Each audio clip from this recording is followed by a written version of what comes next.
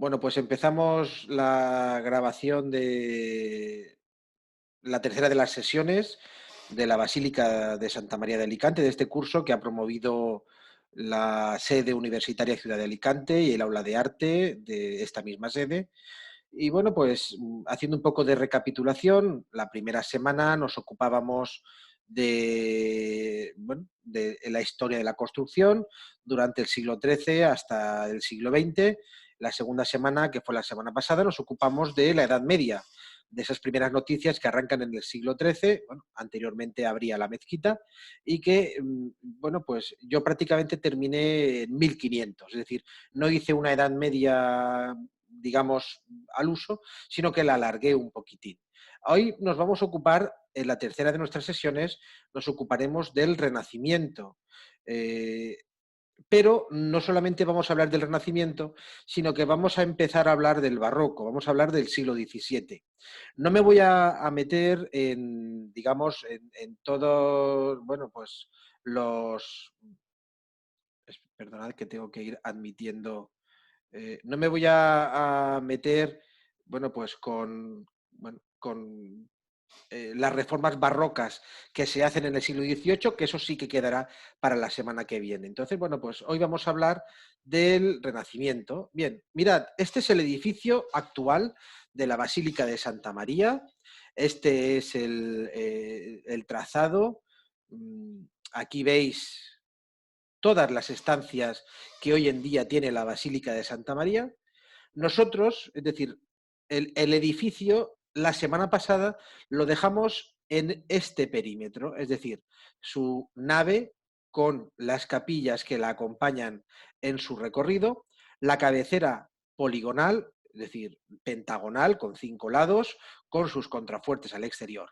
Hoy nos vamos a enfrentar a la primera de las ampliaciones de la capilla, perdón, de la iglesia con la capilla de la Purísima. Vamos a ir poco a poco viendo todo esto. Bien, empecemos a hablar del siglo XVI. Es cierto que, bueno, pues al encontrarse la documentación muy dispersa y quizá muy fragmentada de la Basílica de Santa María, pues tengo que hacer referencia a cosas sueltas. Por ejemplo, mirad, en 1556 y 1559, en ese lapso de tiempo, bueno, pues la documentación recoge unas breves referencias dedicadas solo a hablar de la conservación y el mantenimiento de la iglesia. Una iglesia que, por otra parte, habría acabado en torno a 1530. En 1530, desde mi punto de vista, la construcción ya tendría que estar completamente terminada. La primera de las referencias completas que tenemos sobre la Basílica de Santa María eh, es la de 1563, la crónica de Martí de Visiana, bueno, cuyo dibujo lo tenéis aquí. Es decir, es una iglesia de una nave con una puerta, encima de la puerta su rosetón, una balaustrada con un tejado a dos aguas, no hay cúpula. Y la torre, lo que pasa es que la torre no ocuparía este lugar, sino que estaría en el lado contrario. Y fijaos, dice, en la ciudad de Alicante hay muchas iglesias y la principal es la fundada bajo el título de Nuestra Señora la Madre de Dios. O sea que aquí ya en esto incidíamos la semana pasada y la anterior. La iglesia de Santa María es el templo principal de Alicante.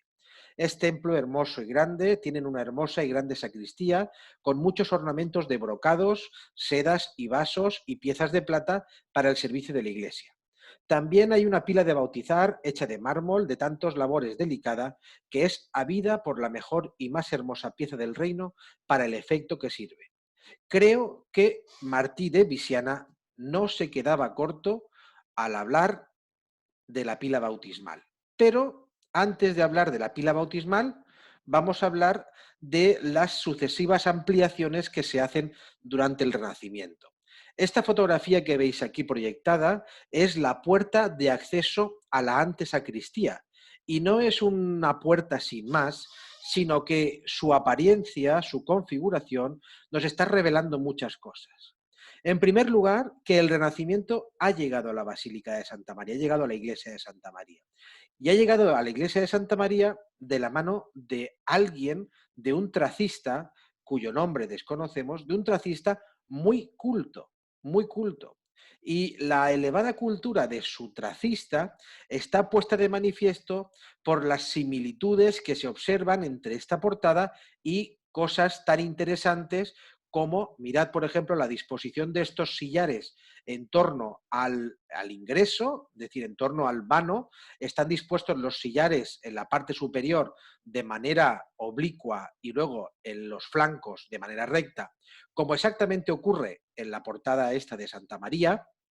Y bueno, aquí hablamos de Serlio, es decir, del gran tratadista del Renacimiento italiano, Sebastiano Serlio, pero es que mirad, por ejemplo, Vignola en su libro de arquitectura, Giacomo Vignola, que sabéis, bueno, que es el tracista de la iglesia de los jesuitas en Roma, de ese famoso Jesús de Roma del siglo XVI. Mirad el diseño que incorpora Vignola en su tratado. Vignola incorpora lo mismo que estamos hablando aquí. Es decir, cuando vemos algo de la Basílica de Santa María, lo primero que hacemos es asociarlo a alguien culto, a alguien, bueno, pues de una cultura elevada. Esto no es un hecho, eh, por así decir, común, ni mucho menos, pero es cierto que los tratados, los grabados hechos en láminas, circulaban con muchísima facilidad entre los talleres de artistas de todos los siglos. Pero mirad, porque hay copias. Es decir, que esta portada de acceso a la antesacristía de la Basílica de Santa María sirve como precedente de otras puertas. En este caso, esa puerta que veis a la derecha es la puerta de acceso al claustro desde el interior de la concatedral de San Nicolás. Si os fijáis, en la parte superior los sillares están dispuestos de modo muy similar y todavía aquí se ve con más nitidez la influencia de Vignola. Mirad cómo Vignola está completamente aquí. O sea, y bueno, no me quiero meter con la Catedral de San Nicolás, porque aquí sí que, vamos, tendríamos horas y horas para hablar, pero fijaos a qué modelos tan importantes remiten las formas arquitectónicas. Pero bueno, una vez que franqueamos ese ingreso, nos encontramos en la antesacristía, que es un espacio paralepípedo, abovedado, en donde, bueno, vemos, según llegamos, giramos a mano derecha, vemos esta portada, una portada del siglo XVII, es decir, no es de este momento, sino que se hizo con posterioridad y se observa el siglo XVII por ese frontón curvo en la zona superior, en donde, bueno, pues nos cuenta el milagro de las formas, ese milagro del incendio del cual hablábamos con mucha tranquilidad la semana pasada. En esta estancia también hay algunas obras de arte que se han ido incorporando al patrimonio mueble de la Basílica de Santa María a medida que ha pasado el tiempo, como este Cristo crucificado que veis aquí en este cuadro, que es una obra del siglo XVIII, o este otro que es, bueno, pues la Sagrada Familia de la Virgen. Aquí veis a Santa Ana enseñando a leer a la Virgen, que es una pieza del siglo XIX. Pero bueno, lo más interesante, y fijaos que ya Martí de Visiana da cuenta en su crónica, lo más interesante es la sacristía. Aún así, en este espacio de la antesacristía hay cosas sobre las que quiero reparar. Por ejemplo, mirad la manera tan delicada de decorar estas ménsulas, que las he tenido, bueno, aquí esto simplemente lo he traído, esto sigue siendo Serlio, para que veamos cómo hay portadas con baquetones en torno al ingreso como estos y frontones triangulares, como, perdón, y frontones semicirculares como este, pero bueno, digo, mirad por ejemplo esta manera de decorar, esta manera de decorar con unas carnosas hojas de acanto, de donde salen estas cabecitas con alas, es decir, el orden de los querubines. Y no solamente ellos, sino que además mirad cómo se complementan con frutas, con manzanas, con peras, con higos. Esto es repertorios típicos del Renacimiento. Es importante. Y luego, bueno, mirad la alta calidad de estas esculturitas, que están simplemente decorando y que seguramente, al menos las hojas de acanto, estarían también inspirándose en modelos de sobra conocidos, como serían los de Vignola, los de Palladio, los de Giacomo della Porta o los de Vitruvio, cualquiera de ellos. Mirad, aquí he traído pues algún ejemplo, cómo también se decoran estas ménsulas con motivos, bueno, pues que van de lo figurativo, que cogen también parte natural, parte vegetal. En la antesacristía, en donde en otros tiempos estuvo el aguamanil, que por cierto, aguamanil es pieza clave en todas las sacristías. Gracias, Felipe, por el trazado de Giacomo Vignola. Pero si queréis, es más importante el fondo de grabados que existe en la página de la Universidad de Navarra, en la Facultad de Arquitectura, están digitalizados un montón de tratados. De hecho, por ejemplo, este trazado de un dintel, bueno, un entablamento recto que se curva en el centro y vuelve a ser recto, está extraído de los tratados del padre Andrea Pozzo. O sea, digamos que la crème de la crème del Renacimiento italiano, que era el glamour, para que nos entendamos, está también reflejándose aquí. Y esto es importante que se reseñe. Esta portadita, esta hornacina, hoy en día, bueno, pues alberga esta escultura de Inmaculada, pero que en otros tiempos albergó el aguamanil. Bien, fijaos, seguimos con descripciones porque nos dice Bendicho, dice la sacristía es muy espaciosa, grande, que en otra parte pudiera servir de iglesia. O sea, fijaos, Bendicho nos dice que es tan grande que pudiera servir de iglesia, con ventanas a la vista del mar, que goza de cuantos bajeles entran en el puerto y al otro cabo su buen dispuesto archivo. Hay en ella para el servicio del altar muchos y bellos ornamentos de brocado y seda, mucha plata. Bien, hay que pensar en una cosa. Voy a volver con vuestro permiso, aunque sea alargar un poquitín, pero necesito volver a esta planta de aquí. La sacristía la ubicamos aquí. Esta parte de aquí, lo que sería el aula capitular, y aquí es donde encontramos el actual museo, esta parte de aquí no se hace hasta finales del siglo XVII, con lo cual el edificio, cuando se ha ampliado por aquí, se ha construido la antesacristía y se ha construido la sacristía, el edificio terminaría aquí. Por ello dice que desde aquí se veían los barcos. Hoy en día desde la sacristía no se perciben los barcos, pero en aquel momento sí, por ello lo dice Bendicho. Simplemente os pongo esto para que comprendamos bien todo. Bueno, y fijaos, desde mi punto de vista, la joya de este espacio es esta magnífica bóveda plana. Las bóvedas planas se pueden decir que se cuentan con los dedos de una mano. Incluso yo diría que en España, bóvedas planas hay muy pocas. Alguna en Jaén, alguna en Murcia, pero no es lo habitual. La bóveda plana implica un desarrollo de la ingeniería total y absoluto. Y no todos los maestros están dispuestos a arriesgar, bueno, pues la traza de una parte de un edificio porque se puede caer. En este caso, lo que tenemos en Alicante, concretamente en la sacristía de la Basílica, es una bóveda plana. Es un prodigio de la arquitectura y la tenemos en Alicante. Y además nos está indicando quién fue el que la ha financiado. Y es que en el centro de esta composición está este escudo de la ciudad de Alicante. En definitiva, un espacio nos habla mucho más y nos habla mucho más. La sacristía no es un espacio sin más dentro de un edificio, de un edificio religioso. La sacristía es el lugar donde inicia y donde acaba el culto, porque aquí, en la sacristía, el sacerdote se reviste, se pone la túnica talar, se pone la casulla, cuando no se utilizan las piezas de pontifical. Y aquí es donde acaba el culto, porque las formas restantes de la comunión antes se depositaban en la sacristía.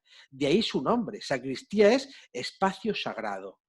No es no es un vestuario, no es ni siquiera pues, un vestidor. No, no, no, no, no. La sacristía forma parte de la liturgia, forma parte del ritual y como tal, las sacristías aparecen siempre con una apariencia muy concreta. No es nada casual.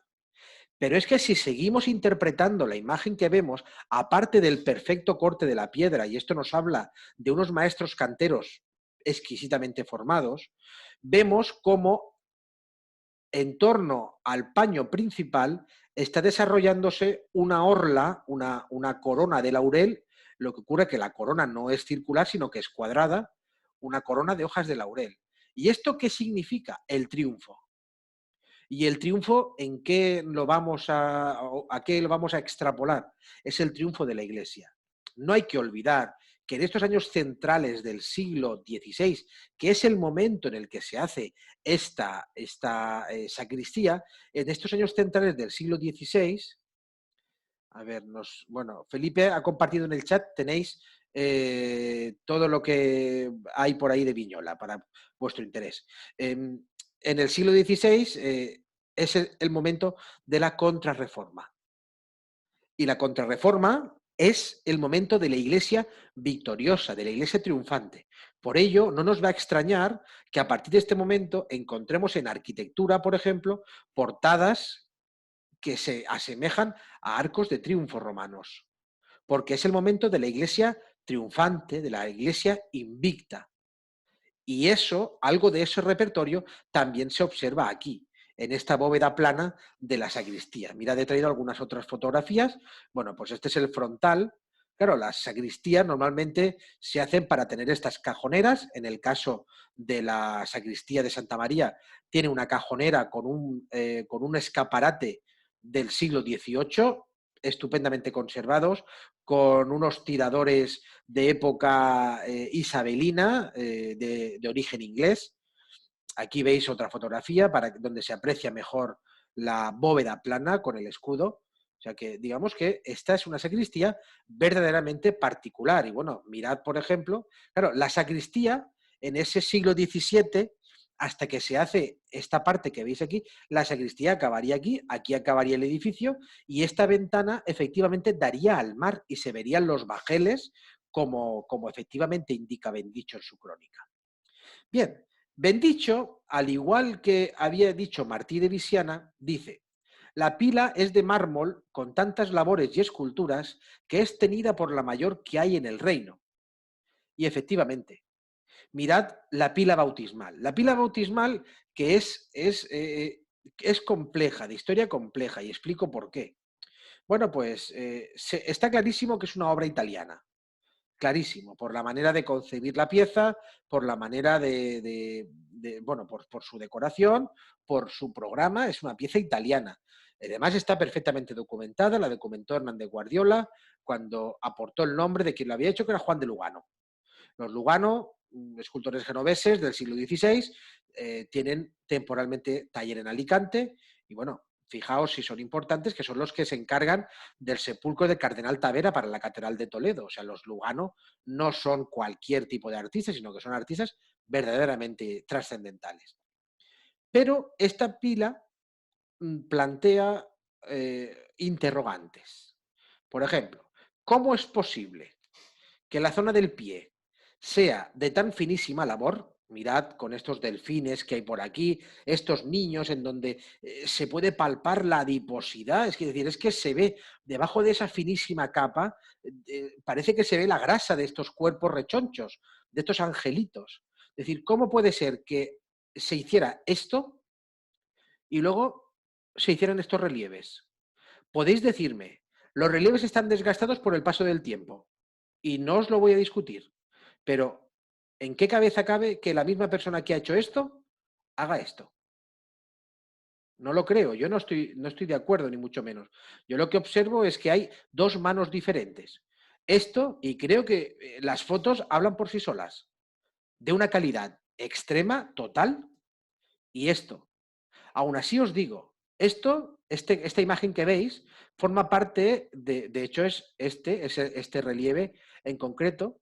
Esto es el pie de la pila y esto es la taza, lo que se conoce con la taza. Y aquí el copete. Y el copete también plantea otras cosas, pero bueno, vamos poco a poco.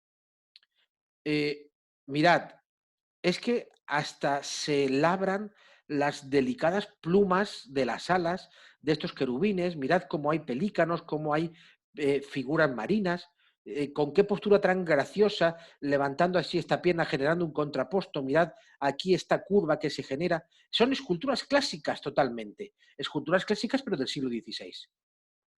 Y en la taza hay relieves, en este caso es el bautismo de Cristo, pero fijaos, de una hechura bastante más tosca. Pero bueno, es que sigamos viendo. Mirad, este es el baile de los sátiros, los rostros apenas están dibujados, hay mucha indefinición. Mirad, por ejemplo, cómo Salomé recoge la cabeza del Bautista. Aquí veis el cuerpo del Bautista decapitado y aquí está Salomé recogiendo su cabeza. O mirad, por ejemplo, una Venus y un Cupido. Es decir, un relieve muy poco sobresaliente, con apenas incidencia en detalles. O, por ejemplo, mirad la aparición, aquí está Cristo resucitado con el lábaro de la victoria, su sepulcro. Es decir, a mí no me cabe en la cabeza que la misma persona, es decir, que una persona haya hecho esto y haya hecho esto. No me cabe en la cabeza. Pero es que ni siquiera el tono de la piedra es el mismo. Es decir, esto sigue planteando interrogantes. La iglesia de Santa María sigue, al menos a mí, sigue planteándome cuestiones importantes. Por ejemplo, el copete, esta amalgama de cosas en el copete, en la parte superior de la pila. ¿Por qué si hay 4 paneles los repertorios se duplican y no se innova? ¿Por qué no se hubieran hecho en estas 2 placas cosas diferentes? Quiero, simplemente lo que estoy haciendo es lanzar interrogantes al aire, que son los mismos interrogantes, por otra parte, que yo me estoy planteando. Pero bueno, sigamos porque tenemos mucho más. Bien, si hablamos del ajuar de plata, y esto es una sorpresa, esto es una cosa que cuando la he comentado a la gente le ha sorprendido. Mirad, dice, Bendicho, dice, tiene 2 riquísimas piezas, que la una es un grandioso cáliz de plata sobredorado de singular hechuras y labores. La otra es una cruz de cristal con engastes de plata sobredorados, tan hermosa y bella y de tanta obra y artificio, que sin encarecimiento es la mejor que hay en el Reino de Valencia. Bueno, ya nos ha utilizado esa fórmula 2 veces.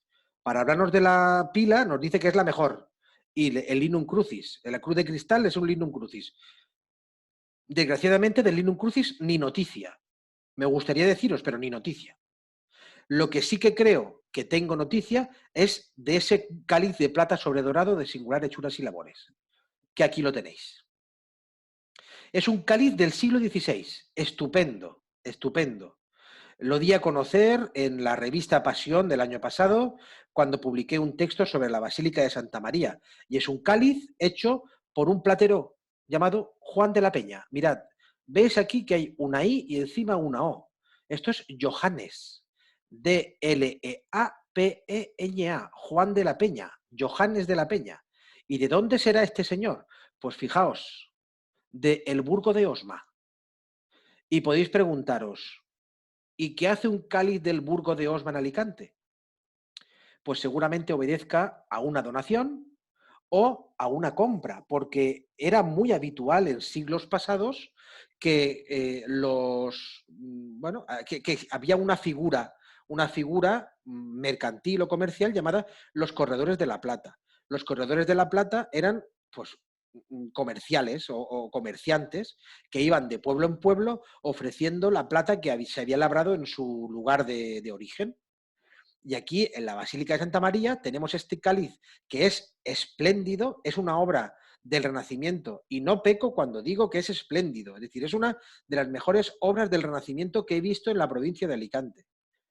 Y para mí fue una sorpresa encontrármelo en la Basílica de Santa María, una grandísima sorpresa.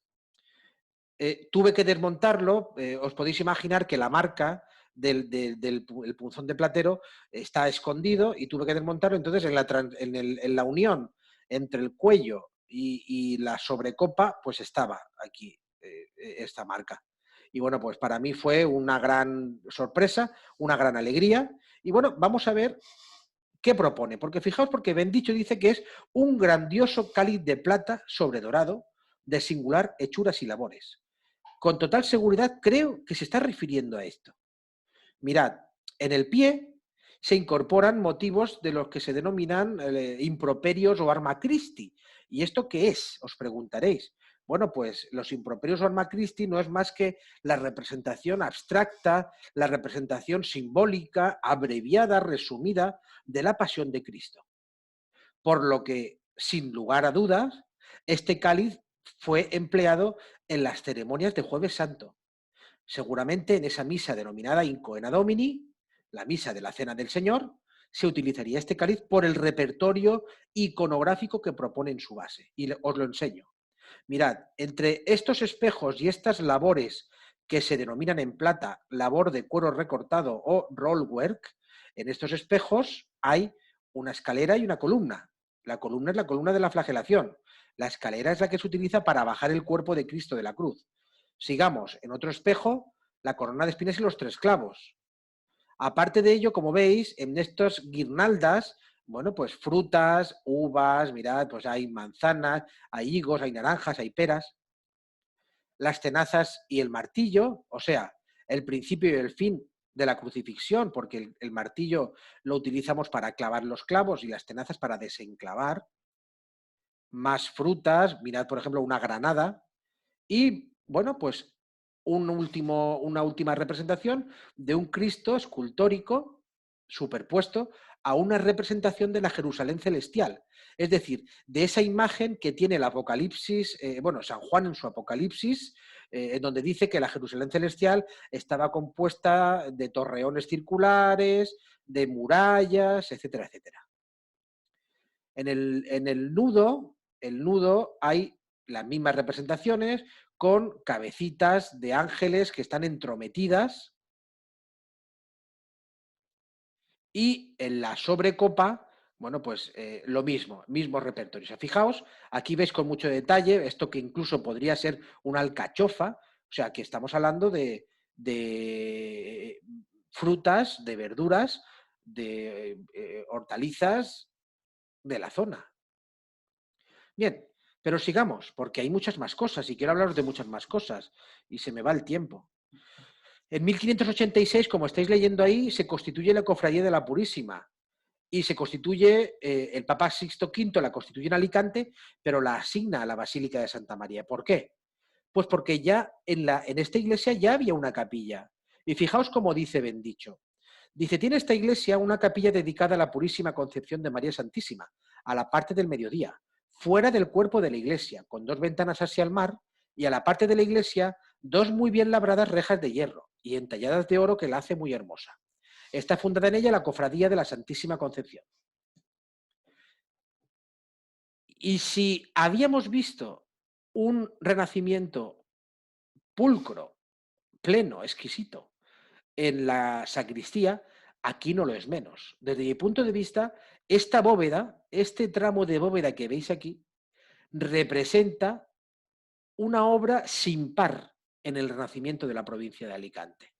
Es una obra en donde la piedra está cortada con tal perfección que asombra. La lástima es que en esta capilla, que seguramente habría un retablo y habría más cosas, bueno, pues eso no lo podemos ver, porque hoy en día, y os pongo una vista, hoy en día está todo este montaje, que es un montaje del siglo XVIII, neoclásico, no hay ahora un Sagrado Corazón, sino que hay una Inmaculada que veremos la semana que viene. Pero seguramente en su día hubo de tener un retablo renacentista con una imagen de la Purísima renacentista, de la cual, pues, como podéis imaginaros, nada se sabe. Es decir, que nosotros partíamos de esta iglesia y nos hemos convertido en esta. Lo único que a estas fechas, es decir, en torno a 1640, lo único que está sin construir es esta parte de aquí, esta parte de aquí, esta parte de aquí y esta parte de aquí. El ahondamiento de las capillas que dan a la Villa Vieja, y ahora lo veremos. Pero hay más obras renacentistas que forman parte del patrimonio mueble de la basílica. Mirad, esta pila de mármol, mirad qué exquisito, qué juego más sinuoso de curvas y contracurvas. Mirad esto con estas carnosas hojas de penca, con estas frutas que se arremolinan aquí. O sea, esto está en la Basílica de Santa María. Bien, sigamos. 1596, estamos acabándonos ya el siglo XVI. Ya, bueno, tiene lugar esa bula del Papa Clemente VIII, en donde da el título de colegial a la iglesia de San Nicolás. Acordaos que la semana pasada comentábamos que en el siglo XV se había asignado un título de colegial a Alicante compartido entre la iglesia de San Nicolás y la iglesia de Santa María. Aquí al final se decide por San Nicolás. Pero antes, como veis ahí, el famoso pleito. Un pleito que comienza con un afán visceral por parte de Santa María de, bueno, querer parecer una iglesia grande, una iglesia capaz, una iglesia hermosa. ¿Cómo? Pues muy sencillo. Vamos a perforar estos contrafuertes. Estos contrafuertes que le otorgaban un carácter de macicez, de rotundidad a este conjunto, son perforados pero ojo, porque si hasta ahora el arco que veíamos en la iglesia es el arco apuntado, como veis aquí, ahora tenemos arcos de medio puntos, es decir, el arco típico o el arco específico del Renacimiento. Ahí lo veis. Al final, ¿qué hay? ¿Por qué se hace esto? Bueno, pues para sugerir tres naves, que en realidad no lo son, porque esto no son vacíos, sino que son contrafuertes. Es decir, son tres naves, pero al final, en definitiva, esto es una nave con sus capillas laterales que están compartimentadas entre los contrafuertes. Lo único es que, bueno, pues al crearse esta perforación, se ha generado un pasillo que comunica, que rodea todo el perímetro de la iglesia. Bueno, desde el punto de vista funcional también tiene su sentido, ¿por qué no? A mí también me lo parece. Bien, aquí veis una vista con esta especie como de túnel desde la cabecera hacia los pies del lado del Evangelio. Bueno, pues aquí se ve perfectamente estos arcos de medio punto que están marcando de trecho en trecho. Bien. Como digo, mirad, dice, se emprenden otras reformas para ampliar la iglesia, el muro de la calle Villavieja, una obra que se alarga hasta por lo menos 1660. El primer día comentábamos que estas obras se sufragaban con el impuesto de la carne, con la sisa de la carne, y San Nicolás, una de las muchas veces que la iglesia de Santa María pide al concejo municipal más dinero para hacer sus obras, San Nicolás no lo aprueba porque San Nicolás quiere que el dinero vaya para su construcción, que se estaba levantando nueva, y fijaos la razón que da. Dice, la iglesia de Santa María está de antes, o sea, es más antigua, está de antes, decente y acabada, menos una pared de fuera de la iglesia que da a la Villa Vieja. O sea, el ahondamiento de las capillas del lado del Evangelio y la prolongación del muro perimetral exterior que daría a la calle Villavieja. Bien, pasemos ahora al siglo XVII. Mirad, hasta 1655 no he encontrado ninguna noticia. O sea, que es que la información está muy dispersa. Pero aún así, la información es suficiente para hacernos una composición mental y virtual de cómo sería la historia y la trayectoria de la Basílica de Santa María. En 1655, el padre Bautista Torre, factor de órganos, construye y forma el órgano que hay en la actualidad. Una pieza exquisita, una pieza, yo diría que sin parangón, que tenemos que leer desde un doble punto de vista.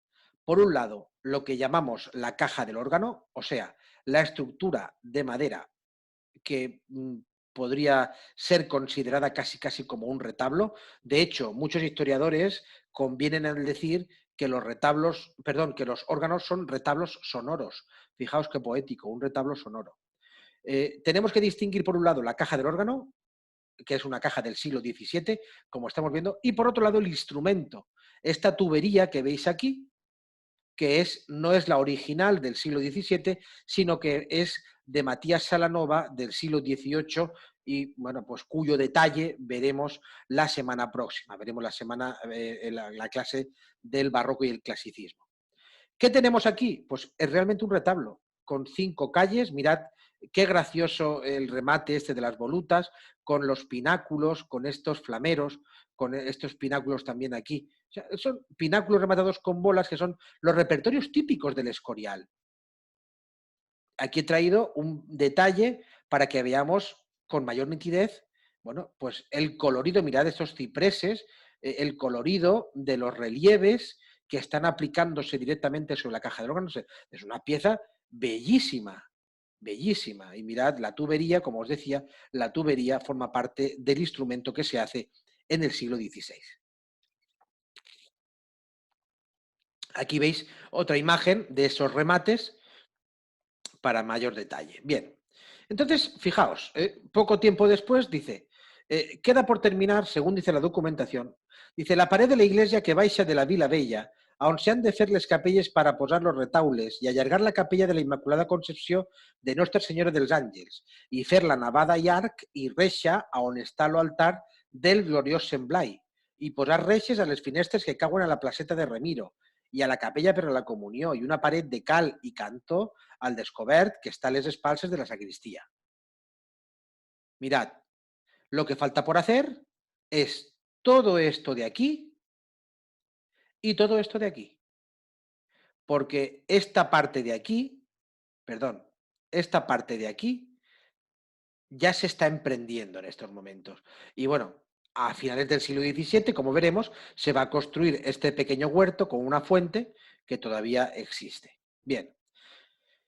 Se vuelve a pedir una mayor cantidad de la sisa, dice, fijaos, y la afirmación creo que es significativa, para solo perfeccionar la iglesia parroquial de Santa María por estar muy de antes decente. O sea, quedan como unos flecos sueltos que hay que terminar, hay que pulir para tener, bueno, pues la iglesia completa. Es apta para todos los servicios litúrgicos, está adecuada a los nuevos tiempos de la Contrarreforma y de las exigencias litúrgicas que la Contrarreforma comporta, y además está adecuada a la nueva apariencia, se está adecuando al Renacimiento y posteriormente lo hará con el Barroco. Bien, hay aquí un capítulo para hacer esta parte de aquí, para hacer esta parte de aquí y esta parte de aquí. Hay un capítulo interesante. Es que en 1665, bueno, pues como veis, aquí para hacer un almacén, la iglesia cede a un particular un solar contiguo, y además nos lo dicen. Dice, está en el solar o rinconada situado en la placeta de Remiro. Es decir, esto sería el paseíto de Ramiro. Debajo de las ventanas del coro y sacristía de dicha iglesia, según afronta por parte del Levante, tal. Entonces dice, ese almacén que se le da a Montserrat Balaguer, dice, serviría para tener muchas ventajas, así para la capilla de la Purísima como para el coro y sacristía. Pues además de que se podrá hacer una sacristía capaz y suficiente para dicha capilla, de la que se tiene falta y necesidad por la puerta del almacén que se construirá, se podrá dar paso y pasar decentemente al coro y sacristía de la iglesia a la capilla y sacristía de aquella a los presbíteros cuando vayan a celebrar oficios religiosos. Aquí, por último, como veis, las condiciones, frontera de piedra picada de 2 palmos de grueso, tal. Bien, eso es esta parte de aquí. Esta parte de aquí no se había construido hasta 1675. En 1691, y casi ya por ir acabando con el siglo XVII, pues tiene lugar el bombardeo. El bombardeo por parte de los franceses, bueno, pues mirad, este es el plano de estos navíos y de cómo bombardearon la ciudad de Alicante. Mirad hasta dónde llegaron los proyectiles. Mirad la iglesia de Santa María, donde queda. Aquí está San Nicolás. Y mirad cómo queda todo. Esto es lo que se llamaría la Villa Vieja, es decir, la intramuros, y esto es extramuros, pero fijaos cómo hay un doble cordón de muralla, uno que circundea la ciudad entera y otro que, digamos, deja aislado lo que sería la villa medieval. Bueno, fijaos porque dice Viravents en el siglo XIX, a propósito del bombardeo de 1691, dice: el cimborrio, torre y bóvedas de la iglesia de San Nicolás, objeto también de la puntería del enemigo, probaron la solidez de su fábrica, resistiendo sin arruinarse a la explosión de más de 400 bombas y carcasas, de las que solo 4 penetraron en el interior del sagrado edificio. También reventaron algunas carcasas en el presbiterio de la iglesia de Santa María y sobre el mismo altar mayor, sin que la explosión de los proyectiles lastimase el tabernáculo en que estaba reservado el Santísimo Sacramento. Esta es la descripción que nos da Viravents, y bueno, pues aquí mirad cómo las paredes exteriores todavía presentan los impactos de los proyectiles. En los últimos años del siglo XVII es donde se tienen algunas noticias dispersas que están, bueno, conservadas en el Archivo Histórico Municipal de Alicante, que, bueno, pues yo he llegado a la conclusión de que se trata de noticias relativas a la fuente y al huerto de la iglesia, que sería concretamente esta parte de aquí, que es lo último que se hace. Esta parte de aquí, que tiene una puerta, la puerta que acabo de proyectar estaría aquí, en esta parte justa.